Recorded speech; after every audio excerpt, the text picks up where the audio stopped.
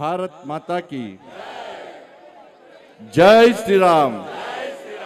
గిద్దేనానే ఈ లైట్లు పనిచేయరు. ఈ లైట్లకు కళ్ళ నీళ్ళు గారినాయి అనుకో, మళ్ళీ టీవీలలో ఏమొస్తుంది? కంట తడి పెట్టిన బండి సంజయ్ వస్తుంది. నేను కంట పచ్చడి పెడతానా జర రాయకూర్రే కంపల్సరీ ఉండాలా. భారత్ మాతాకి జై శ్రీరామ్. అందరు చేతి ఒక్కసారి స్వామీజీకి దండం పెట్టాలి, స్వామీజీ ఆశీర్వాదించుకోవాలి అందరు. బండి సంజయ్ మీ కళ్ళ ముందు కనబడుతుంటే ఈ స్వామీజీ యొక్క మంగళ శాస్త్రంతో కనబడుతుంది మీ మధ్య. నా గురువు, నా దైవం మొత్తం కూడా స్వామీజీ. అందుకే మీ అందరికీ ఆశీర్వాదం వేయడానికి ఇలా స్వామీజీ మన ముందుకు వచ్చారు. వారి పాదాలకు సాష్టాంగ ప్రణాళిక ఉపయోగిస్తూ జోష్ ఉంది కదా కొంచెం బాధలు నరేంద్ర గట్టి ఎప్పుడు గిట్లా గట్ల గిట్ట అంటారు. ఇప్పుడు జై శ్రీరామ్ గట్టి అనాలి అంటారా? ఏడికి నిలబడాలి? బెంగాల్, పశ్చిమ బెంగాల్కి నిలబడాలి. అంటే కార్యకర్త చాలామంది బలైపోయారు కదన్న, వాళ్ళ కుటుంబ సభ్యులకి నిలబడాలి గట్ల అనాలి అంటారా? నెక్స్ట్ ఇక్కడ మనదే. నిన్న మీటింగ్ వచ్చారు కదా, ఎట్లున్నది మీటింగ్? ఎట్లున్నది? అప్పుడు అందుకే జోష్గా చెరియాల. రెండు చేతులు ఎత్తి జై శ్రీరామ్ అంటే మొత్తం కరీంనగర్ మొత్తం దద్దరిల్లాలన్నా అంటారా? దీనిలో ఒక్క విషయం ఫస్ట్ క్లారిటీ ఇవ్వాలి నాకు. ఏదైనా 10 సార్లు ఇస్తున్నారు, కొంత డూబ్లు వెళ్ళిపోతున్నారు. ఆ షాక్ ఇస్తున్నారు బాబు మెల్లగా. బాబు ఇక్కడ ఎవరు ఎలక్ట్రీషియన్ ఎవరు అడుగో. వస్తున్నా దూరం ఉండండి, మీరు దూరం ఉండండి. బాబు దూరం ఉన్నానా ప్లీజ్, జల్దీ అంటుంది. ఇక్కడ పోలీసు వాళ్ళు ఇంకొకటి దూరం ఉంటుంది. బాబు నువ్వు ఫోటోగ్రాఫర్ జరుగునా?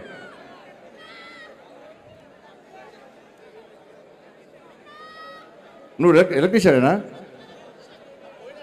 ఓకేనా, చల్.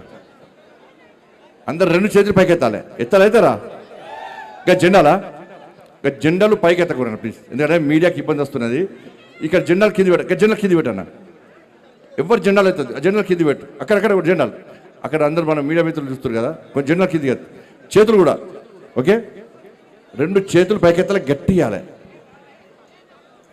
రామ లక్ష్మణ జానకి,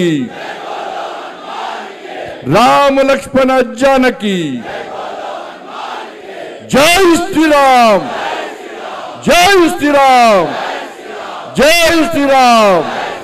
రామ లక్ష్మణ జానకి, జై శ్రీరామ్. బా సూపర్ అన్న, సూపర్. ఒక్క క్లారిటీ ఇవ్వాలన్నా అన్న. నేను ఫస్ట్ నుంచి స్టార్టింగ్ నుంచి నేను మళ్ళీ తిరిగి షార్ట్ కట్ చేసినాం. మీ అందరికి బాగా ఇబ్బంది అవుతుంది, షార్ట్ కట్ చేసినాం, రూట్ తగ్గించినాం. కానీ నవ్వుతున్నా, అబ్బా కరెక్ట్ అని అంటున్నాడు. షార్ట్ కట్ చేసి మళ్ళీ ఈడిదాకా వస్తాం. నేను ఈడిదాకా వచ్చేదాకా పక్కా ఉంటున్నా. నేను ప్యూర్ హిందూ అన్న, డూబ్గాని కాదన్నా అనాలి. అన్న వచ్చేది మీరు ఒక్కవేళ లేరనుకో డూబే, నేను చూసినా చూడకుండా పొద్దున్న లేసాక నేను డూబునా ఒరిజినల్ అనుకుంటారు మీరు. అందరు ఉంటారు కదా పక్కా, ఇంట్లో ఇబ్బందులు లేవు కదా పక్కా. నా ఈ యాత్ర పట్టేది ఇస్తలేనన్నా, 16 సంవత్సరాల నుంచి ఇస్తాను యాత్ర. ఇది రాజకీయం కోసమో, ఓట్ల కోసమో, సీట్ల కోసమో, వ్యక్తుల కోసమో ఈ యాత్ర తీస్తలేమన్నా. ఇవాళ దేశంలో ఉన్న పరిస్థితి తెలుసు, కరీంనగర్లో ఉన్న పరిస్థితి తెలుసు, తెలంగాణ రాష్ట్రంలో ఉన్న పరిస్థితి తెలుసు, హిందూ సమాజం ఏ విధంగా ఇబ్బంది పడుతుందో తెలుసు. కులాల పేరుతోని, వర్గాల పేరుతోని, వర్ణాల పేరుతోని హిందూ సమాజాన్ని చీల్స్తూ ఇవాళ ఈ దేశంలో హిందువులే మైనార్టీలుగా మారడానికి ప్రమాదకర పరిస్థితులు ఉన్న తరుణంలో ఈ సమాజాన్ని జాగృతం చేయాలి, హిందూ సమాజాన్ని సంఘటితం చేయాలి, హిందూ సమాజం యొక్క సంఘటిత శక్తిని ఇవాళ దేశానికి చాటాలి. అదే కరీంనగర్ వేదికగా ఉండాలని చెప్పి 16 సంవత్సరాల నుంచి ఈ కరీంనగర్ గడ్డ మీద, ఈ కాశాపు గడ్డ మీద ఈ హిందూ ఏకయాత్ర తీస్తున్నామన్నా. టవర్ సర్కిల్ మీద కాశాపు జెండా రెప్పరెప్పలు ఆడించాలని సంకల్పం తీసుకున్నామన్నా. కరీంనగర్ హిందువులు మామూలు కాదన్నా, కరీంనగర్ హిందువులు సంఘటితమై ఇవాళ మేయర్ను డిప్యూటీ మేయర్ను మా అక్కలు మా అన్నలు అందరూ కూర్చున్నారు. కార్పొరేటర్లను 39 మంది కార్పొరేటర్లు గెలిపించి ఇవాళ టవర్ సర్కిల్ మీద కాషాయపు జెండా ఎగిరించినట్టు నా కరీంనగర్ హిందూ బంధువులందరికీ హ్యాట్స్ ఆఫ్ అన్న. నిజంగా హ్యాట్స్ ఆఫ్ అన్న. ఒక్కసారి కరీంనగర్ ప్రజలందరికీ 2 చేతులకి చప్పలు కొట్టురన్న. గొప్పలున్న కరీంనగర్ వాళ్ళు. ఇలా ఈ విజయము ఈ హిందూ సమాజానికి అంకితం అనేది. ఇలా కరీంనగర్ దేశంలో రాష్ట్రంలో పరిస్థితి దేవాలయాల మీద దాడులు, గోహత్యలు, లవ్ జిహాదీ పేరుతోని హిందువుల అమ్మాయిలను చేర్చించడం, దాంతో పాటు దేవాలయాల మీద దాడులు, ఇలా విగ్రహాలను విధ్వంసం చేసే పరిస్థితి ఈ తెలంగాణ రాష్ట్రంలో ఉంటే ఇవాళ స్పందించాల్సిన స్థాయిలో హిందూ సమాజం స్పందించకపోవడానికి కారణం హిందూ సమాజం లోపల ఇంకా చైతన్యం నింపాలి. ఒక హిందూగా ఈ హిందూ ధర్మం కోసం పనిచేసేటువంటి ఒక వ్యక్తిగా నా బాధ్యతను నెరవేర్చాలని చెప్పి ఒక సంకల్పం తీసుకొనే ప్రతి సంవత్సరం హిందూ ఏకయాత్ర ఇస్తున్నామన్నా. దానికోసమే తప్ప ఇలా రాజకీయ ఎన్నికల్లో ఓట్ల కోసం కాదన్న విషయాన్ని గుర్తుంచుకొని ఇవాళ కరీంనగర్లో కాదు దేశవ్యాప్తంగా ఇలా హనుమాన్ జయంతి సందర్భంగా యాత్రలు ఇస్తున్నాం. ఇవాళ చాలా మంది స్వాములు ఇలా చేతుల జెండా పట్టుకొని హనుమాన్ మాల ధరించి కింద కాళ్ళకు చెప్పులు లేకుండా ఎండలో ఎండుతూ ఇవాళ కాళ్ళకు ముళ్ళు గుచ్చినా రాళ్ళు గుచ్చినా కాళ్ళు కాలినా జై శ్రీరామ్ జై శ్రీరామ్ అంటూ మాలాధరణ ధరించినటువంటి స్వాములందరూ కూడా ఇలా కొండగట్ట యాత్ర పోతున్నా. నేను ఆ స్వామివారి వేడుకుంటున్నా. ఎవరైతే దీక్ష తీసుకున్నారో వాళ్ళు వాళ్ళ కుటుంబాలు నిండు నూనెలు ఆయురారోగ్యాలతో ఉండాలి. ఏ సంకల్పం తీసుకొని ఏ కష్టాలున్నాయో ఏ ఇబ్బందులున్నాయో ఆ ఇబ్బందులను స్వామివారికి వేడుకొని వాళ్ళ మాలధరణ ధరించారో ఆ ఇబ్బందులను తొలగిపోవాలని చెప్పి ఆ స్వామివారి ఆశీర్వాదాలు వాళ్ళందరికీ ఉండా అని చెప్పి ఇలా వేడుకు అదే స్ఫూర్తనా. వాళ్ళ జై శ్రీరామ్ అనే నినాదం ఏదో పైసలు రాలుతాయా కడుపు నింపుతుందా అని చెప్పి దానికోసం కాదన్న జై శ్రీరామ్. ఇలా గొంతు లోపటి నుంచి పుట్టుకొచ్చినటువంటి స్వరం జై శ్రీరామ్ నినాదం. ఇది కేవలం హిందువులకు మాత్రమే దక్కిన వరం జై శ్రీరామ్ నినాదం అన్న విషయాన్ని ఒక్కసారి గుర్తుంచుకోండి. ఆ జై శ్రీరామే ప్రతి హిందూ యువకుల లోపల ఆవేశం రగిలిస్తుంది, ఆలోచన కల్పిస్తుంది, ఉత్సాహాన్ని నింపుతుంది. ఈ దేశం కోసం, సనాతన ధర్మం కోసం, హిందూ సమాజం కోసం, హిందూ సమాజానికి ఆపదొస్తే, హిందూ ధర్మానికి కష్టాలు వస్తే, హిందూ సమాజాన్ని చీల్చే ప్రయత్నం చేస్తే ఈ జై శ్రీరామ్ నినాదమే ఒక కాషాయపు జెండాగా మారి ఇలా ప్రతి హిందూ చేతిలో ఒక జెండాగా ఆ విధంగా మారి ఈ సమాజం కోసం ప్రాణాలకైనా తెగించి కొట్లాడే సత్తా చూపడానికి కల్పించే ధైర్యమే నా జై శ్రీరామ్ నినాదం అనే విషయాన్ని వీళ్ళందరూ గుర్తుంచుకోవాల్సిన అవసరం ఉంది. దానికోసమే హిందూ ఏకయాత్ర. ఈ హిందూ ఏకయాత్రనే ఒక సామాన్య కార్యకర్తను ఇలా నాయకుని తయారు చేసిందన్న. ఈ కరీంనగర్ గడ్డ మీద పుట్టినన్నా, ఈ కరీంనగర్ రక్తం నా లోపల ప్రవహిస్తుందన్న. ఈ కరీంనగర్ గడ్డ యొక్క పౌరుషం ఈ బండి సంజయ్ లోపల చిన్న కార్యకర్తలన్నా, సామాన్య కార్యకర్తలు. ఇలా టవర్ సర్కిల్లో కొట్లాడినా, గాంధీ చౌరస్తాలో కొట్లాడినా, నాక చౌరస్తాలో కొట్లాడినా, బస్టాండ్ చౌరస్తాలో కొట్లాడినా, కోర్టు చౌరస్తాలో కొట్లాడినా, టవర్ సర్కిల్లో కొట్లాడినా, కలెక్టరేట్ లోపల కొట్లాడినా, అంతటా కొట్లాడన్నా. ఇలా చౌరస్తాలకు బ్యానర్లు కట్టానా, పోళ్లకు జెండాలు కట్టాలన్నా, బ్రష్ పట్టి వాల్ రైటింగ్ రాసినాక ఇలా జై శ్రీరామ్ జై భారత్ మాతకి జై అంటూ ఈ కరీంనగర్ మొత్తం చుట్టూ తిరిగినాక నా జీవితం మొత్తం కష్టాలే, నా జీవితం మొత్తం బాధలే అన్న. కానీ బాధపడ్డా అని చెప్పి ఎప్పుడు భయపడే వ్యక్తి బండి సంజయ్ కాదన్న. ఈ బాధను తట్టుకొని ముందుకు పోయే వ్యక్తే బండి సంజయ్ అన్న. ఎక్కడ భయపడలే అన్న, ఎక్కడ బాధపడలే అన్న. ఎందుకంటే నా వెనుక మీరు అందరు ఉన్నారన్న.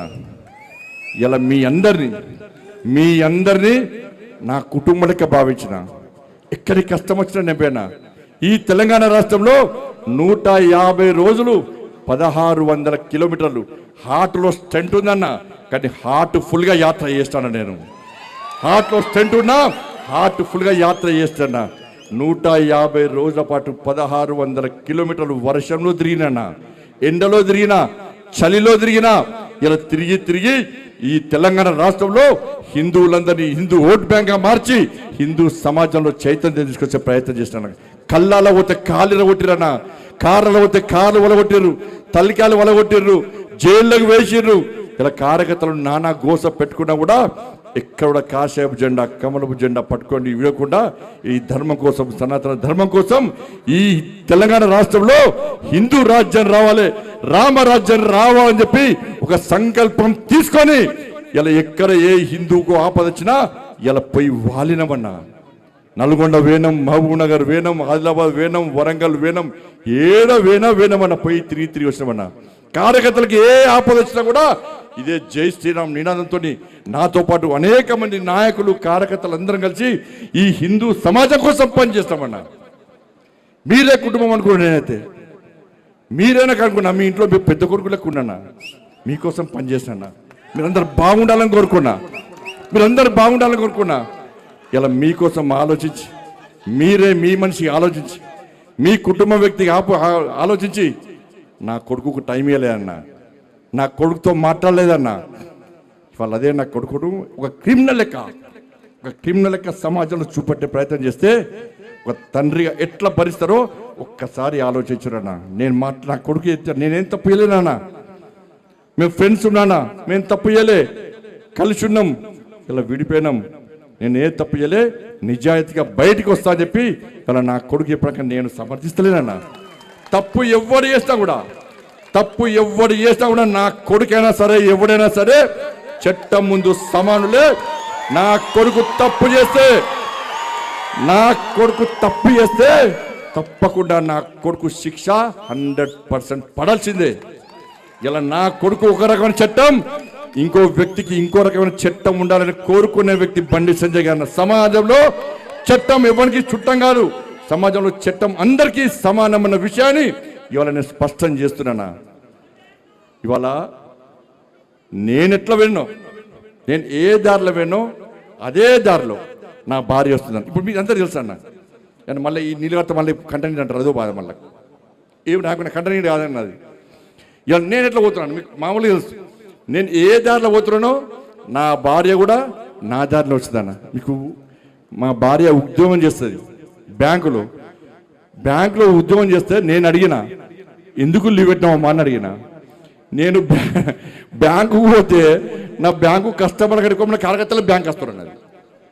ఏదో సమస్య కోసం వస్తారు. అన్న అక్క వదిన ఇవాళ సంజయ్కి చెప్పన్నా, ఏదో పని మీద చేస్తే బ్యాంకులు బాగా డిస్టర్బ్ అవుతుందని చెప్పి లాస్ట్కు లీవ్ పెట్టి ఇంట్లో కూర్చుంది అన్న. ఇలా కార్యకర్తలు అందరూ నాకంటే ఎక్కువ భార్య దగ్గరకు పోతారు.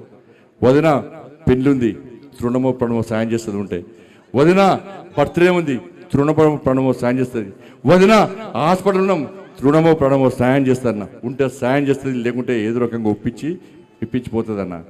కానీ ఇలా కన్న పేగు డిప్రెషన్లో ఉందన్న, ఏడ్చుందన్న, డిప్రెషన్ పోతుంది, కనీసం సంజాయించే అవకాశం లేకుండా ఇలా ఇబ్బంది పడుతుంటే, ఇలా మా కుటుంబం మీద పరోక్షంగా ప్రత్యక్షంగా ఇట్లా దాడి చేస్తుంటే ఇలా ఏ విధంగా ఒక తల్లి భరిస్తుందో ఒక్కసారి ఆలోచించుడన్న. తల్లడిల్లిపోతుందన్న, డిప్రెషన్లో పోతుందన్న. ఇలా లాస్ట్కు అవన్నీ చూస్తుంటే అరే ఒక్క సంఘటన, నా కొడుకు సంఘటన మమ్మల్ని ఇబ్బంది పెడుతుంటే 29 మంది ఇలా ఇంటర్మీడియట్ విద్యార్థులు, మైనర్ విద్యార్థులు ఇలా ఆత్మహత్య చేసుకుంటే మరి ఆ తల్లుల బాధలు ఎట్లుంటే ఇప్పుడు గుర్తొస్తున్నాయన్న. ఆ కష్టంలో కూడా వాళ్ళకు అండగా ఉన్న వ్యక్తి ఈ బండి సంజయ్ అన్న. ఒక అమ్మాయి ఇంటర్మీడియట్ అమ్మాయి, అన్ని సబ్జెక్టులు హైయెస్ట్ మార్క్స్, కానీ సోషల్లో 0 మార్క్స్ అన్న. 95 సోషల్లో 0 మార్క్స్. ఇది తప్ప కాదా? ఆ అమ్మాయి కలెక్టర్ కావాలి, నేను ఐపీఎస్ కావాలి అని చెప్పి వాళ్ళ ఉన్న తల్లిదండ్రులు, పేద కుటుంబం, పొలమమ్మి పుస్తలమ్మి అన్నమ్మి ఆ పిల్లను డాక్టర్ చేయాలి, ఐపీఎస్ చేయాలి, ఐఏఎస్ చేయాలంటే గత ప్రభుత్వం మూర్ఖత్వం వల్ల ఆ పిల్ల 0 మార్క్స్ వస్తే ఆత్మహత్య ప్రయత్నం చేసుకుంటే కొన ఊపిరితో ప్రభుత్వం ఆత్మహత్య తీసుకొస్తే వాళ్ళ అమ్మ మెడలో పసుపు తాడు చూసినటువంటి ఆ తల్లి, అరే నా అమ్మ నన్ను చదివేయడం కోసం, నన్ను డాక్టర్ చేయడం కోసం, నన్ను ఇంజనీర్ చేయడం కోసం, నన్ను ఐపీఎస్ చేయడం కోసం, ఐఏఎస్ చేయడం కోసం పుస్తల తాడు కుదబెట్టి పసుపు తాడు వేసుకొని నా కోసం కష్టపడ్డది. నేను చచ్చిపోతే నా తల్లికి నా తండ్రికి అన్యాయం చేసినని చెప్పి కొన ఊపిరితో నా తల్లి డాక్టర్ గారు నన్ను బతికించండి, డాక్టర్ గారు నన్ను బతికించాడని ఆ డాక్టర్ను వేడుకున్న సందర్భం చూస్తే మానవత్వం ఉన్న ప్రతి మనిషి చెలించక తప్పదన్న. కానీ ఆ తల్లి చనిపోయిందన్న. ఇట్లా 29 మంది చనిపోయారు. తిరుగుతున్నా, వాళ్ళని కూడా మళ్ళా కలుస్తా, వాళ్ళందరినీ చేరదీస్తా, వాళ్ళందరిలో కూడా భరోసా నింపుతాన్నా. ఇలా భయపడే వ్యక్తి కాదన్నా. ఇంత పెద్ద సమాజం. అరే శ్రీరామచంద్రుడికే అరణ్యవాసం తప్పలే. సీతమ్మ మీద అపవాదాలు వేస్తే సీతమ్మని అడుగు పంపి ఇవాళ రాముల వారు అరణ్యవాసం చేసి ఇవాళ తప్పుడు కాదని నిరూపించుకొని ఆదర్శ రాముడు, అందార రాముడు, అందరి రాముడు, మనందరి రాముడు లెక్క మనకు ఆదర్శ రాముడు అనే వ్యక్తి మన శ్రీరామచంద్రుడు అన్న. నా భుజం మీద కాశ్యాపు జెండా ఉంది, నా శిరస్సు మీద అమ్మవారి ఆశీస్సులు ఉన్నాయన్న. ఇక్కడ భయపడే ప్రసక్తి లేనా? రే ఆంజనేయ స్వామికి నిప్పు పెడితే అదే నిప్పుపై లంకను మొత్తం ఎట్లా దానం చేసిందో ఇలా బండి సంజయ్ని గెలికిరి వాళ్ళ మీరు పెట్టిన నిప్పు ఒక ఆంజనేయ స్వామిలాగా ఈ దళారుల వ్యవస్థను, ఈ అక్రమార్క వ్యవస్థను, ఈ కుటుంబ వ్యవస్థను, ఈ అవినీతి వ్యవస్థను పక్కా దగ్ధం చేస్తా, దహనం చేస్తా. ఇదే కాషాపు జెండా పడతా తెలంగాణ మొత్తం చుట్టుమిట్టి ఈ రోజు ఎవరైతే కుట్రలు చేస్తుండో, ఎవరైతే కుతంత్రాలు చేస్తుండో, ఎవరైతే నా కుటుంబాన్ని బజార్లో పడేసిండో, ఎవరైతే నా కార్యకర్తల లోపల ఆవేదన రగిలించిండో, నా పార్టీని ఇబ్బంది పెట్టిండో, నా కార్యకర్తలను ఇబ్బంది పెట్టిండో, ఏ ఒక్క వ్యక్తిని కూడా విడిచిపెట్టే ప్రసక్తి లేదన్నా. తప్పకుండా అదే జోస్తోని ఈరోజు హిందూ ఏకతా యాత్ర ఇంత ఘనంగా నిర్వహిస్తున్నామన్నా. హ్యాట్సాఫ్ మీ అందరికీ. మీరు అందరూ అనుకున్నారన్న బండి సంజయ్ బాధపడుతుండు, బండి సంజయ్ బాధపడన్నా. నేను బాధలు పడ్డోనే అన్న, నేను బాధలు భరించడోనేనా. ఏ రోజు నా జీవితంలో ఎంజాయ్ చేయలేను. నేను ఏదైతే జెండా పట్టినో అప్పటి నుంచి నేను పడ్డాయన్ని కూడా కష్టాలే అన్నా, నేను పడ్డంత కూడా బాధలే అన్నా, నేను పడ్డంత కూడా ఇబ్బందులే అన్నా. కానీ ఏ రోజు మీకు బాధలు చెప్పుకోలే అన్నా. ఈ సమాజమే నా కుటుంబం భావిస్తున్న తరంలో నా కుటుంబం మీద రాలేసి నా కుటుంబాన్ని బజార్ పాలు చేస్తే తప్పు నాదన్నా. మీ అందరికి క్షమాపణలు నేను చెప్తున్నాను. ఎందుకంటే నా కొడుకు టైం ఇవ్వలే, నా కొడుకుతోనే మాట్లాడలే. మీరే తమ్ముళ్ళు అనుకున్నా, మీరే కొడుకులు అనుకున్నా. పొరపాటు చేసింది నేనన్నా. నా కొడుకు టైం ఇవ్వకపోవడం పొరపాటు నేను చేసినా. నేనే నాకు తప్పు చేసింది. నేను క్షమాపణలు చెప్తున్నాను మీ అందరికీ. కానీ తప్పు ఇవ్వకుండా బయటకు వస్తానని నా కొడుకు నాకు మాట ఇచ్చిందన్నా. తప్పకుండా వస్తాను మాట ఇచ్చిందన్నా. నిజంగా తప్పు చేస్తే నా కొడుకును కూడా నాకు క్షమించన్నా, ప్రసక్తి లేదన్నా. కాబట్టి దయచేసి తప్పుడు ప్రచారం నమ్మకండి. మన జోష్ దక్కించుకోవాలన్న. భయపడేవాడు, బాధపడేవాడు హిందూ కాదన్నా. అందరికీ అబండాలు వచ్చినాయన్నా, అందరి మీద అపవాదులు చేసిరన్నా, మన కుటుంబాల మీద అపవాదులు చేసిరన్నా. కానీ భయపడి ఇంట్లో కూర్చుంటే రాక్షసులు ఇంకా రాక్షసులు అవుతారు. ఇలా రాముల వారసులమైన మనమందరం ఇంట్లో కూర్చుంటే ఇబ్బంది వస్తాయన్న. మనంతా రాముడు వారసులమన్నా. రాక్షసి సంతతి మనం సవాల్ చేస్తుందన్న. మీరా మేమా అని చెప్పి ఆ రాక్షసి సంతతి సవాల్ చేస్తే మనం యుద్ధం చేద్దామా, ఇలా అన్ని మూసుకొని ఇంట్లో కూర్చుందామా?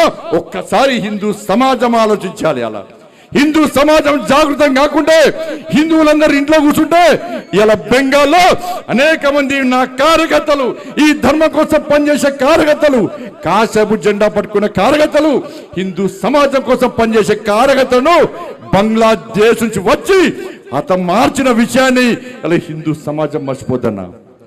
కేరళలో హతమార్చారు, తమిళనాడులో హతమార్చారు.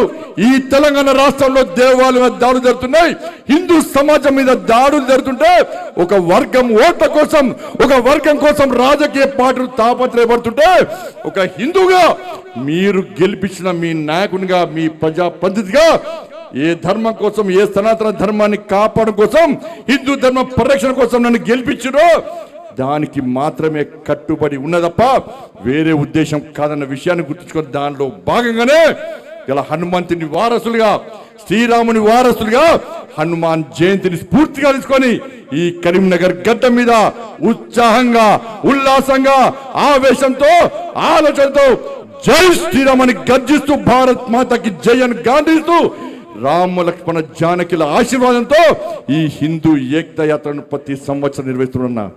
దానికి తరలి వచ్చిన మీ అందరికీ, ప్రతి ఒక్కరికి, ఎండగొట్టిన ఇంత చేసిన కథలు వచ్చిన మీ అందరు కూడా 2 చేతులు జోడించి నమస్కరిస్తూ మన స్వామివారి మంగళాశాసనాలు ఉంటాయి. ఇప్పటికే ఆలస్యమైంది, ఎక్కడ ఆపకుండా త్వరితగతిన తొందర ఏడుకోవాలి, ర్యాలీ చుట్టుకోవాలి. జోష్ లేదన్నా లేదా?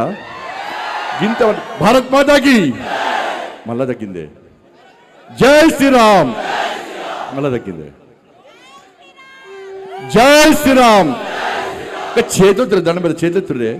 జై శ్రీరామ్, జై శ్రీరామ్, జై శ్రీరామ్.